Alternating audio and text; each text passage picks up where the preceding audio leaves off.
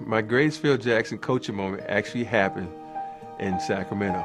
He had called the team a cowbell town, and they brought all these cowbells. He was trying to yell, and we couldn't hear a word he said, so we just had to go off instincts. I think his greatest coaching moment was the fact that he instilled in us the knowledge of the triangle, the knowledge of being one with your teammates.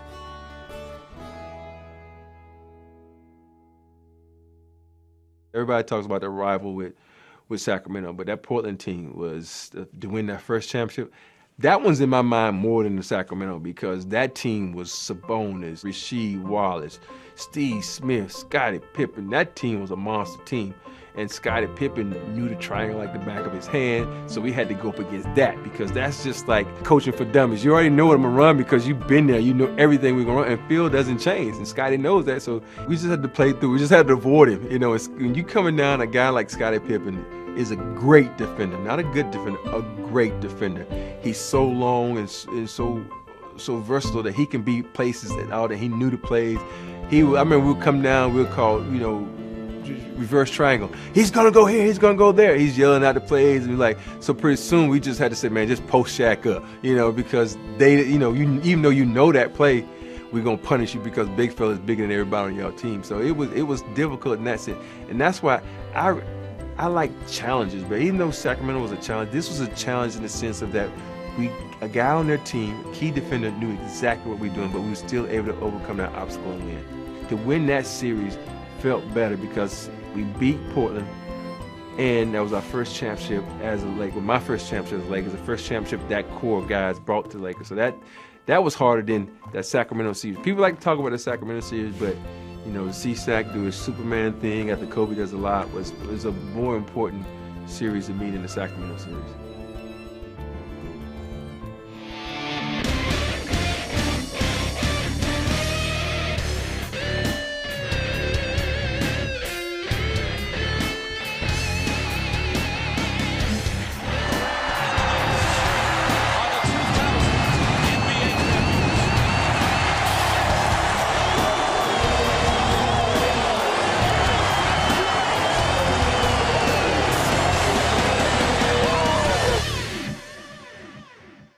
All the teams were great. I think the 2001 team was probably the best team.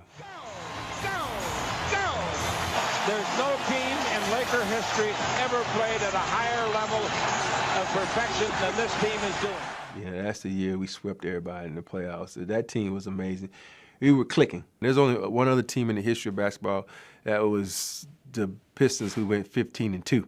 We went 16-1, which would never be accomplished again. And I think you should have looked at us after we lost our first game to Philly. We were so disappointed.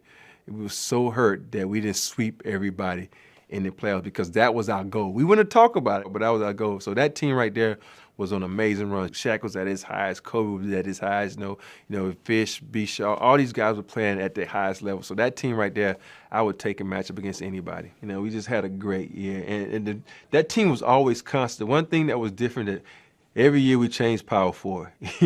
1 year was AC Green, 1 year was Horace Grant, 1 year was Samaki Walker, and I'm always backing up one of these guys. And that was the one thing that changed, but it was fun.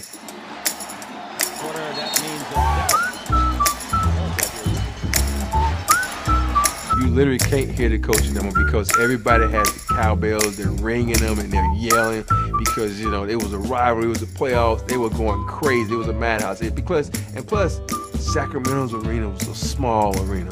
The acoustics in there were bad, so that's probably why I don't hear as well to this day because of that arena right there. It's a 2-point Sacramento lead. We're down to 7 seconds. Bryant putting a move on Christie. Rebound O'Neal, coming up short. Horry for the win. Robert Horry has done it again. The shot, 3-point Jordan Bedlam pandemonium has broken out here at Staples. Everybody always, when they talk about me, they talk about the Lakers, they talk about that shot I made against Sacramento in Game 4 in the Western Conference playoffs. And that shot right me, it kind of defined who I am as a player. Thinking, being there in the clutch, trying to make my team better. Run the play is called what the F. Kobe comes off, gets to the rack. I'm thinking game's going to tie, and I'm standing out there like, yes, like Kobe's getting ready to make this. But he misses it, and then again, I said, oh, Shaq's right there because Lottie went to help. Like, yes, Shaq's going to make this. We're going to go to overtime. Then I was like, oh, crap, he missed it. The next thing I know, the ball tips out to me. This is how basketball players think. We think really fast. Oh, I just made 3 in a row. I'm about to knock this one down and win this. And I hit it. This is the process that goes through our mind. You had to have this confidence in yourself and in your teammates. That whole series is great. Even though the Game 5 went down to the wire, but Mike Bibby made a shot to win that game. And then you come back home, we blow them out. Then we go Game 7, you go into overtime. What can be better? 2 fantastic teams going to overtime to decide who's going to win. And the thing about that game, everybody in the whole country knew that was the NBA championship. Everybody knew whoever won this series was going to win because, even though New Jersey had a great record in the East, they were no match for the West. A three-peat is so hard because your body's tired.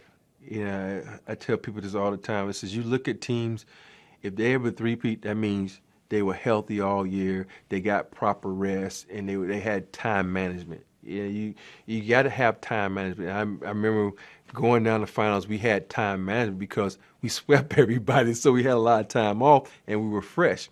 So that was a good thing about that series. And well, I won't say we swept everybody. We swept a lot of people. We didn't go 7 series a lot. So the winning that 3rd championship was easy in that sense because we got time management. We had a lot of rest. And then Phil was a great coach because his system he ran, the assistant coaches he had. He had a bunch of people together that knew how to get people in the right position to make the team better and make them better. And that had a lot to do with his assistant coaches. Everybody talk about Phil, but his assistant coaches were the real key. Everybody's going to talk about General Patton won the war, but he went out there battling. It was the other guys. So that's how I look at Phil as General Patton, but it's all the guys who were out there on the field that actually won the war. And I mean those guys meaning his assistant coaches.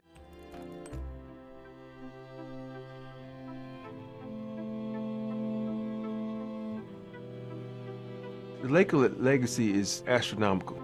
It's been there since Mike, and it's going to be there after all of us are dead and gone because this organization knows how to win.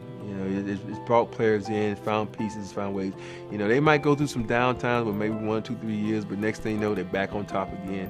And the Lakers know how to win. You got to thank the late, great Jerry Buss for that. He has been a staple in NBA basketball for a long time. He was, key guy in a lot of things that's happening in NBA basketball. And that's why when you got a person like that who's done so much for an organization and a brand like the NBA, good karma's going to happen.